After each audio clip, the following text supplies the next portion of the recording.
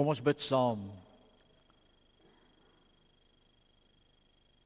O Hemelse Vader, hier waar ons vanmôre bymekaar is in U naam, hier waar ons saamgekom het, saam met medegelowiges, om U naam aan te roep, U naam groot te maak, te loof en te prys. O Here, ons wil dit doen met die nodige eerbied en ontzag. Want ons ou klein mens is so gering, so klein, so nietig. Ons huiwer soms om voor U te kom buig, want U is so groot en so verhewe. Maar U kom en U buig neer na ons toe en U raak ons aan en U sê vir ons, jy's my kind en ek is jou Vader en ek wil juis met jou praat. Here, ons is so bly dat ons vanmôre hier kan wees, sodat ons kan hoor en kan luister wat U vir ons wil sê. Want Sondag na Sondag praat U met ons.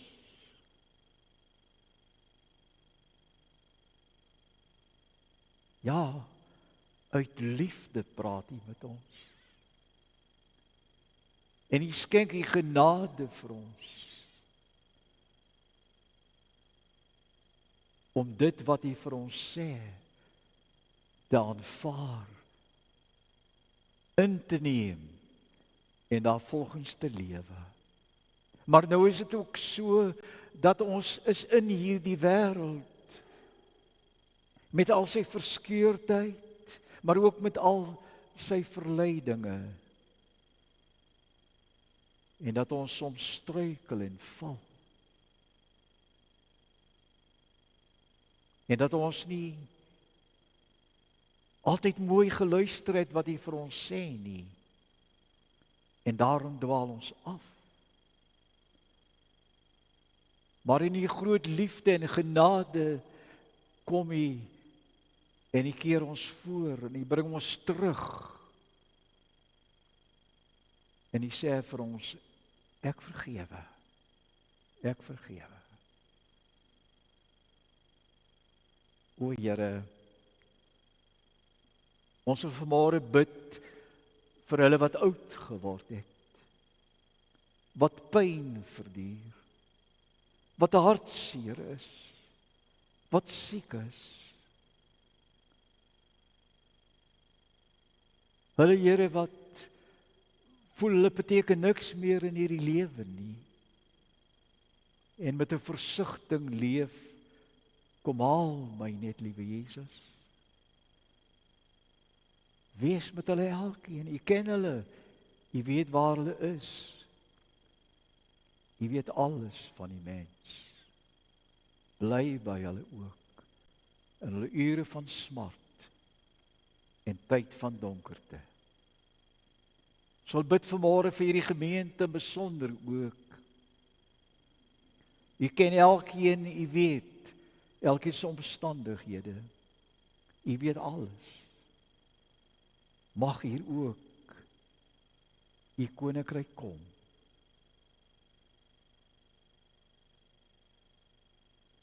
Mag hierdie gemeente ook diensbaar bly in die aardse koninkryk.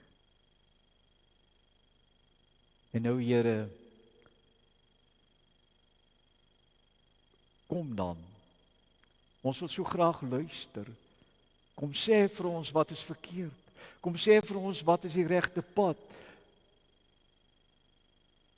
Kom salf ons met U liefde. Ons bid dit alles in Jesus naam. Amen. Ons skriflesing kom vanoggend uit Matteus 27, kom ons maak die Bybels oop.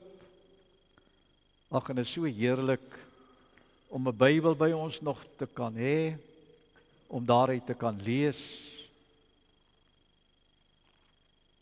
Want die stem van ons Heiland spreek deur die woorde in die Bybel. En ons moet hierdie Bybelboek gebruik, liewe broer en suster, en dit nie wegsteek nie. Ek vra vir u om te blaai na Matteus hoofstuk 27. En dan lees ons daar enkele versies vanaf vers 16. Nou moet hierdie gedeelte gaan dan ook waar Pilatus die oordeel vel oor Jesus dat hy gekruisig moet word. Vanaf vers 16. In daardie tyd was daar 'n berugte gevangene met die naam Jesus Barabbas. Aangesien die mense tog bymekaar was, het Pilatus hulle gevra: "Wie wil julle hê moet ek vir julle loslaat?" Nou luister na die woorde: "Wie wil julle hê?" Hy is dan die regter. Hy moet mos bepaal. Nee, hy skuif dit af op die mense. Wie wil julle hê moet ek loslaat? Jesus Barabbas of Jesus wat Christus genoem word? Hy het geweet dat die owerpriesters hom uit afguns uitgelewer het. En terwyl Pilatus daar op die regbank sit, het sy vrou vir hom 'n boodskap gestuur met hierdie woorde: "Moet tog niks met daardie onskuldige man te doen hê nie, want ek het vandag 'n vreeslike droom oor hom gehad." Wat het sy gedroom? Hy's onskuldig. Sy waarsku haar man. Sy sê eintlik vir haar man wat jou uitspraak moet wees. Hy's onskuldig. Intussen het die owerpriesters en die oudstes die mense oorgehaal om vir Barabbas vrylating te vra vir Jesus die dood. Die gouverneur vra hulle toe: "Watter een van die twee wil julle hê moet ek vir julle loslaat?" Hulle antwoord: "Barabbas." Pilatus sê: "Wat moet ek dan doen met Jesus wat Christus genoem word? Kruisig hom," skree hulle. Hy vra: "Watter kwaad? Watter kwaad het hy dan gedoen?" Sien, Pilatus huiwer. Maar hulle skreeu nog harder: "Kruisig hom." En toe Pilatus sien dit help niks nie, en dat daar eerder 'n oproer sou kom, het hy water gevat en voor die skare sy hande gewas en gesê: "Ek is onskuldig aan die bloed van hierdie man. Julle is daarvoor verantwoordelik." Liewe broers, dink julle hy is werklik onskuldig aan die bloed van Jesus? Nee, want hy het nie 'n keuse uitgeoefen nie. Hy wou neutraal bly. Hy het ander mense gevra: Julle moet sê. Toe antwoord die hele volk: "Ons aanvaar die verantwoordelikheid vir sy bloed, ons en ons kinders." Pilatus het Barabbas toe vir hulle losgelaat, maar Jesus het hy laat gesel en hom oorgelewer om gekruisig te word. Kom ons sing nou lied 284 waar ons vra: ons is gereed en ons vra nou die Here dat hy met ons gaan praat in hierdie boodskap. Lied 284, kom ons sing dit saam voordat ons luister na die Here se boodskap.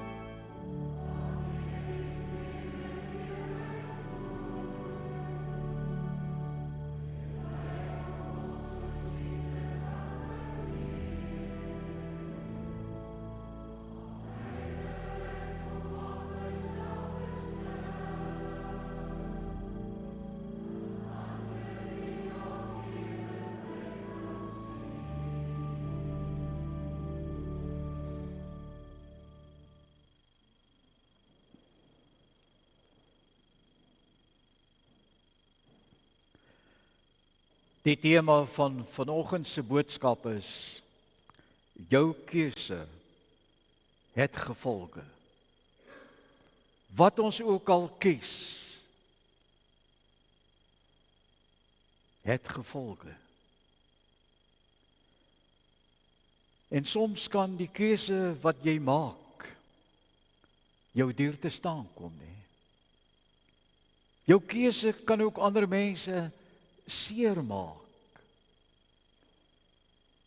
Maar die keuse wat jy uitvoer, bly jou verantwoordelikheid. En die gevolge daarvan. Dit is so dat elke dag van ons lewe moet ons besluite neem, keuses maak. Dis onvermydelik. Ons kan dit nie ontduik nie. Dit staan vas. Sommige keuses is maklik om te maak, sommer net so. Dan besluit ons wat ons gaan doen. Ander is weer moeiliker. En dan is daar ook daardie keuses wat vir jou kopseer gee. Want jy weet nie wat om te besluit nie. Ons dames weet mos hoe moeilik dit soms is om te kies watter uitrusting moet jy vandag aantrek om jou dag te maak. En ons mans weer, ons weet nie altyd watter hemp by watter broek pas nie. En dan is daar nog daardie keuses wat ons moet maak wanneer ons aankope doen. Daar in die winkel, inkopies, watter artikel moet ek nou koop? En watter moet ek laat staan? Watter voertuig moet ek aanskaf? Of implemente op die plaas?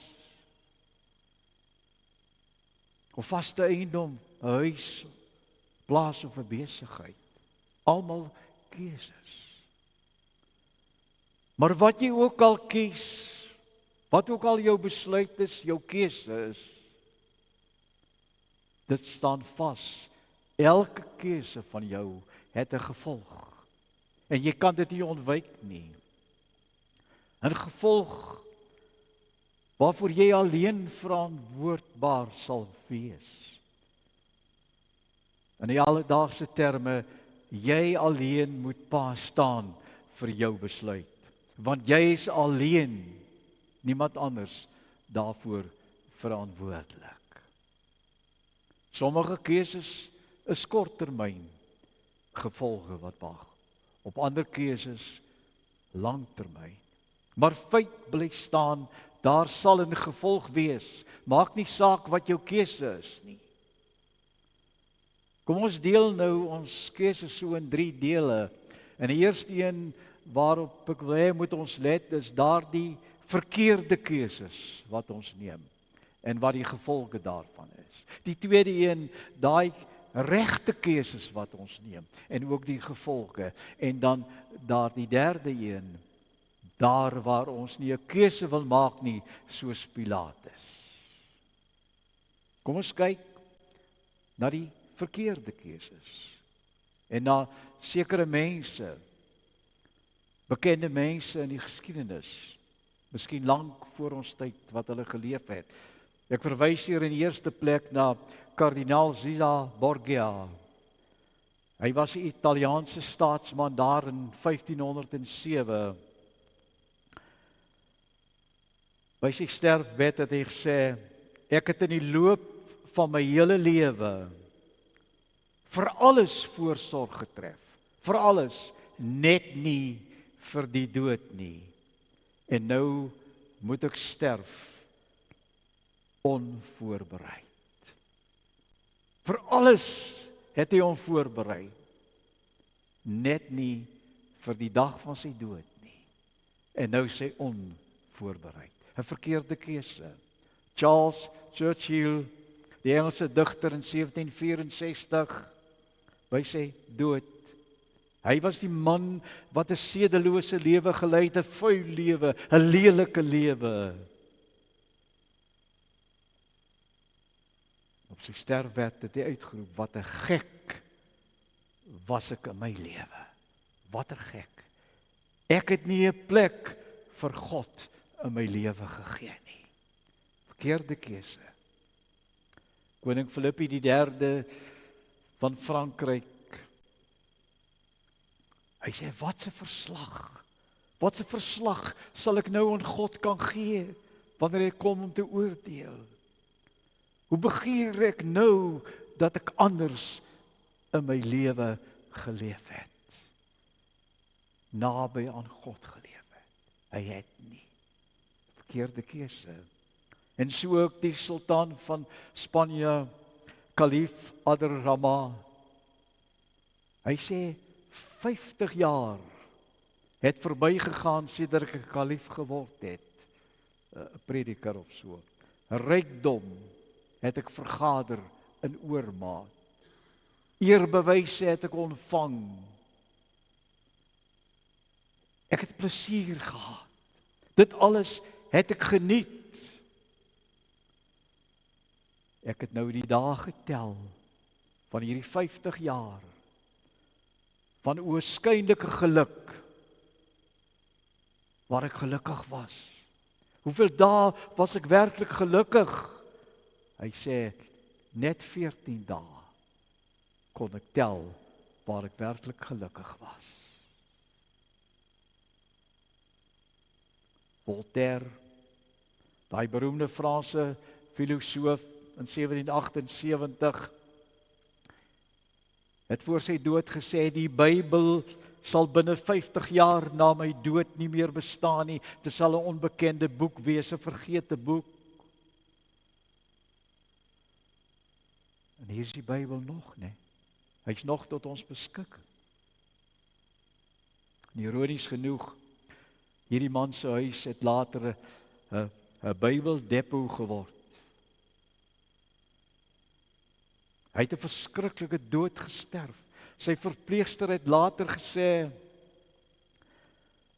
vir al die geld in Europa wil ek nooit weer 'n ongelowige sien sterf nie. Sy het dit beleef, hoe verskriklik dit was. 'n ongelowige wat sterf. En op sy sterfbed het hy teenoor sy dokter uitgeroep, ek is deur God en die mens verlate. Dokter, asseblief, ek sê die helfte van al my besittings gee, help my dat ek net 6 maande nog kan leef. Maar die dokter kon niks doen nie. Sy besittings kon hom nie red nie. Verkeerde keuses. Al hierdie mense wat ek nou genoem het, 'n miljoene ander, het deur die geskiedenis heen, hulle wou niks weet van die kruis en van die gekruisigde nie. En dit was die gevolg van hulle keuses. Hulle het die kroon wat vir ons weggelê is, wat ons eendag sal dra in die ewigheid, misgeloof. Maar tweedens, kom ons kyk na 'n paar bekendes wat die regte keuses gedoen het. D.L. Moody, hoe uit honderde duisende mense word beweer, het hy na Christus toegelei het sy hele lewe. En op sy sterfbed het hy gesê, ek sien die aarde verdwyn. Hierdie goddelose wêreld verdwyn, die hemel gaan vir my oop. God roep my na hom toe. So sterf 'n gelowige, liewe broer en suster. John Wesley, daai teoloog, prediker en stigter van die Methodiste beweging, hy het gesê op sy sterfbed, die beste van alles is dat God met my nog steeds is, soos wat hy deur die hele lewe met my was. William Carey, vader van die sendingbeweging, sy laaste woorde was, wanneer ek weg is, moenie praat oor Dr. Carey nie, en sy lewe nie, praat oor Dr. Carey, se verlosser, by wie ek nou is. Jy sien, hulle het almal die regte keuses gedoen in hulle lewe. Hulle het vir God gelewe.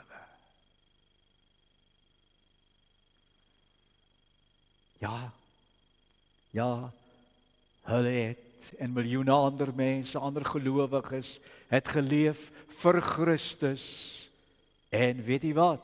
Gesterf in Christus. En ek en jy, wil ons sonder Christus sterf, as hy ons kom haal? Wil ons? Nee, ons wil mos nie. Ons wil in hom sterf. Ons wil mos by hom wees eendag. Dit is die regte keuse. Dis die regte keuse.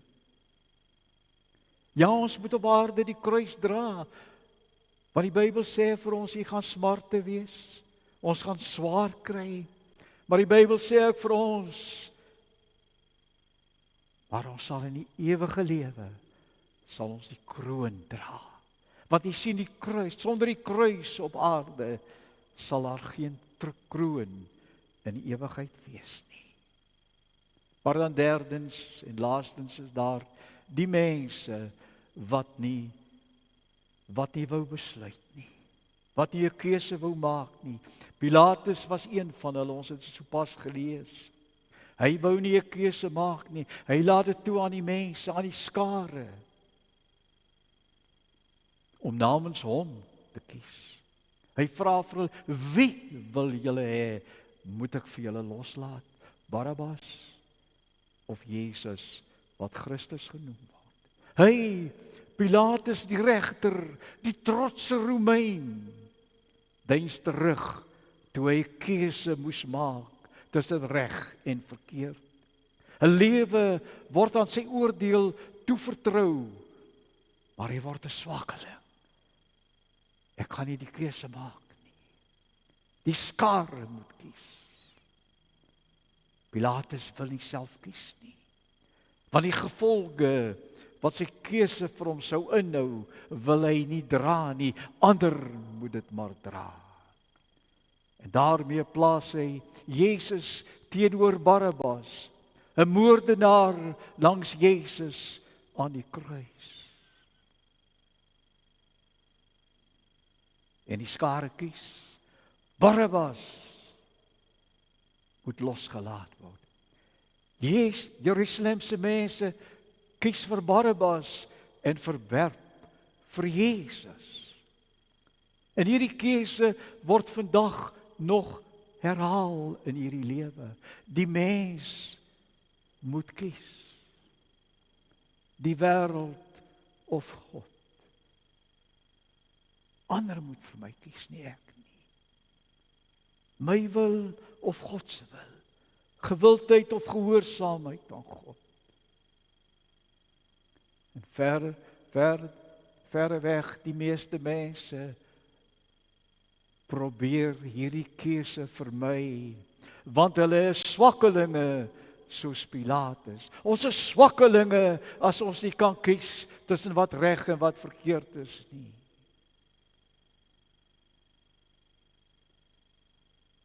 Ek dink, liewe broer en suster, daar was ook mense by die verhoor van Jesus wat net stil gebly het. En deur hul stilswye was hulle aandadig daaraan dat Barabbas losgelaat is en Jesus gekruisig is. Ons vandag wil nie 'n keuse maak nie. Wat jy sien, ons wil gerieflik sit op twee stoele.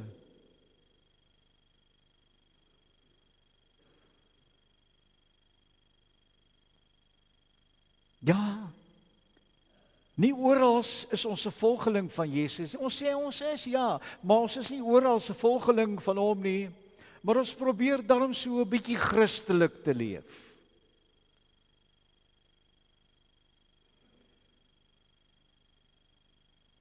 Ons woon die eredienste by, so af en toe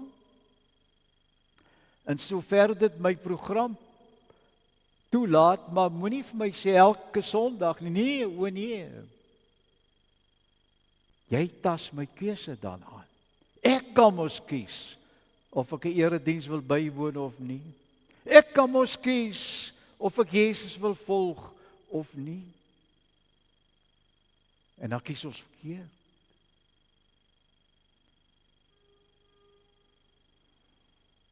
En so kies ons Barabbas en Jesus albei. Hoorie, ons kies dan Barabbas en Jesus albei. En dit is 'n verkeerde keuse. Iets van die wêreld met so 'n ietsie van Jesus ook daarby. So lyk die Christendom vandag. So 'n mengsel van Barabbas en Jesus. Jy weet nie meer of dit die gepeupel van Jerusalem is nie, en of dit die aanbidding van God in sy gemeente is nie. Liewe broer en suster, hoor nou mooi. As ons die keuse vermy,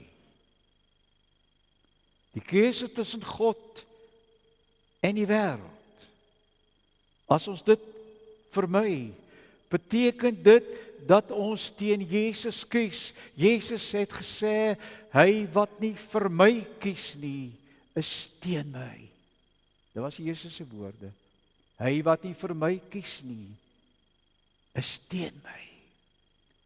Pilatus vra, wie wil julle hê moet ek loslaat?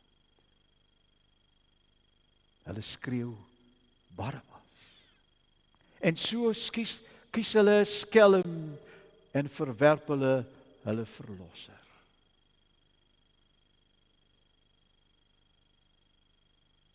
Is dit nie ook dikwels ons keuse nie? Dalk onwetend. Ons het net nou gesing, ek glo. As ons glo, as ons daai geloof het, soos ons belydenis sê, ek glo in God die Vader, ek glo in sy Seun, ek glo in die Heilige Gees, ek glo in 'n ewige lewe, dan kan ons mos nie anders as om vir Jesus te kies nie. Kan ons anders kies? As ons vir Jesus kies, dan sien ons verlosser hang daar aan die kruis. Dan sien ons hoe sy bloed druppel vir druppel van die kruis afdrup tot op die grond. Bloed wat ons vrykoop van ons sonde. Dan sien ons die nuwe aarde en die nuwe hemel vir ons oopgaan. As ons, liewe broer en suster, luister, as ons vir Jesus Christus kies in ons lewe. Wie kan ons help om die regte keuse te maak? Net God alleen. Net hy. Sy woord, wat vir ons sê hoe ons moet leef, hoe ons moet optree, hoe ons moet gereed maak vir die ewige lewe.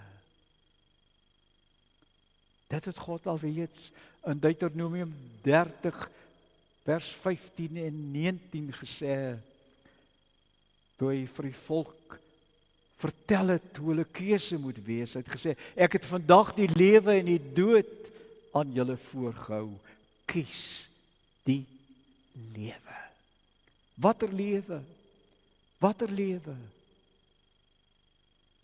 Die lewe in Jesus Christus. En sy groot liefde vir ons sê hy volgend, kies die lewe, kies vir my, die lewe in Christus, die ware lewe. Maar hy dwing ons nie, nee. Hy laat toe dat ons die keuse moet maak. Hy sê net vir ons, hy sê vanmôre vir ons, baie dringend wat die regte keuses moet wees. En wat die gevolge daarvan gaan wees.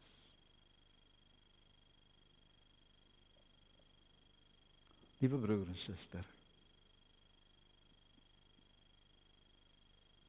ek het dit so dikwels al vanaf hierdie kansel gesê. Ek word soms emosioneel as ek oor hierdie dinge praat, maar dit is my roeping en dit is die roeping van elke prediker om te waarsku teen die verkeerde.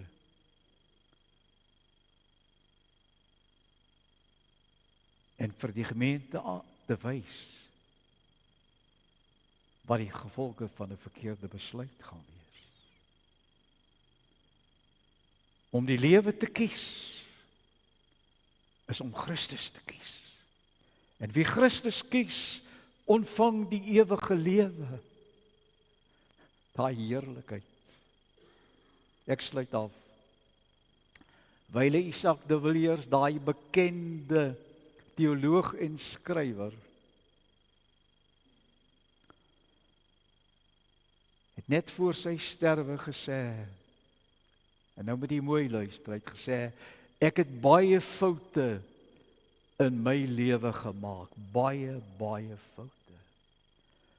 Maar as daar een ding is, wat ek reg gedoen het in die lewe, dan is dit, dat ek in God geglo het, en Jesus gekies het.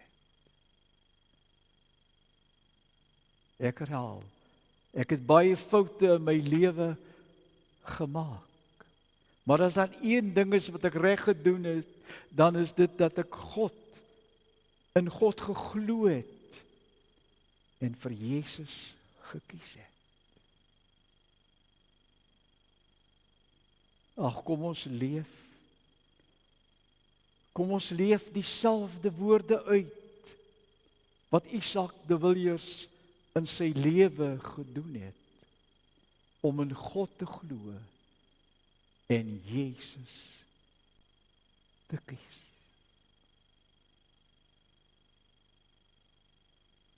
Dis die regte keuse.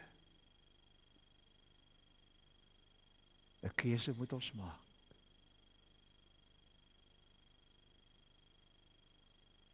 Ons weet nie hoe lank die lewe gaan wees nie. Vanoggend, om by 7:30 kry ek die oproep van die hospitaal in Bloemfontein, dat 'n lidmaat 5:30 gesterf het. Mooi aan die herstel, maar toe hartaanval. Wat sê jy vir die vrou wat vir jou skakel en dit vir jou sê, my man is nou oorlede? Jy kan net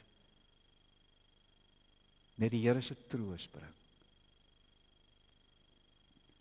Dan vra jy jouself af.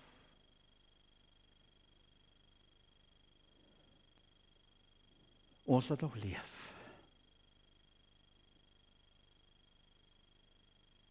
kan skielik nie meer daar wees meer nie. Dood. Maar o, liewe broer en suster, gesterf in Christus, omdat ons die regte besluit geneem het. Mag die Here ons daartoe help. Amen. Stil voor U, o Here God, so baie stil, sodat U woorde vanmôre, U waarskuwing, U opdrag kan insink in ons hart.